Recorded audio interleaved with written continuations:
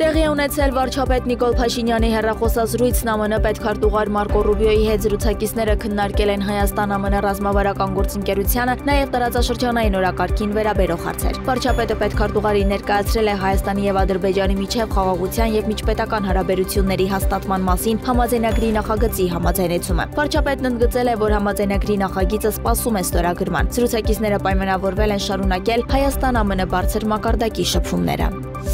Մարտի 25-ին Պաշտպանության նախարարության Վազգեն Սարգսյանի անվան ռազմական ակադեմիայում տեղի ունեցել զինված ուժերի սերժանտական նորաստեղծ համակարգի զինծառայողների երթման հանդիսավոր արարողությունը։ Միջոցառմանը մասնակցել են Պաշտպանության նախարար Սուրեն Պապիկյանը եւ այլ բարձրաստիճան զինվորականներ եւ հյուրեր։ Սերժանտների կոչումները շնորհել ու հանձնել են Պաշտպանության նախարար Սուրեն Պապիկյանը եւ սերժանտների հարազատները, այդպիսով ընդգծելով բանակի ղեկավարության եւ ընտանիքի աջակցության կարեւորությունը զինվորական ծառայության մեջ։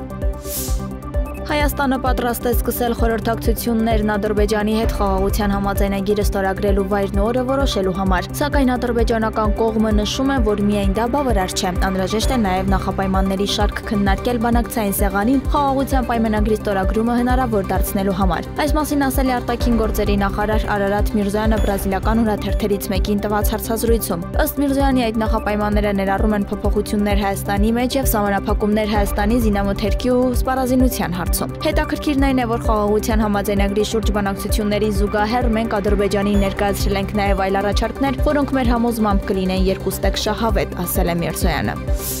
Ազգային ժողովը 64 կողմ 7 դեմ ձայներով երկրորդ ընթերցմամբ եւ ամբողջությամբ ընդունել է Եվրոպական միությանը Հայաստանի Հանրապետության անդամակցելու գործընթացի մեկնարկի մասին օրենքը։ Փետրվարի 12-ի խորհրդարանի նիստում նախագիծն ընդունվել էր առաջին ընթերցմամբ։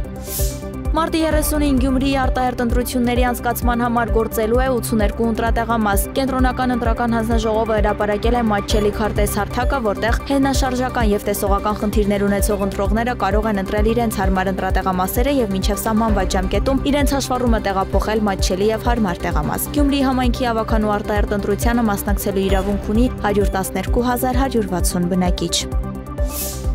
Ֆրանսիական արտահերոստալիքը ներողություն է խնդրել սխալ քարտեզ ցույց տալու համար, որտեղ Հայաստանը ջնջված է քարտեզից։ 28 րոպե շոուի հաղորդավար Էլիզաբեթ Քուինն ասել է, որ հաղորդաշարի անձնակազմը ցանկանում է ներողություն խնդրել հայերից սխալ քարտեզի համար, որը ցուցադրվել է Թուրքիայի վերաբերյալ բանավեճի ժամանակ։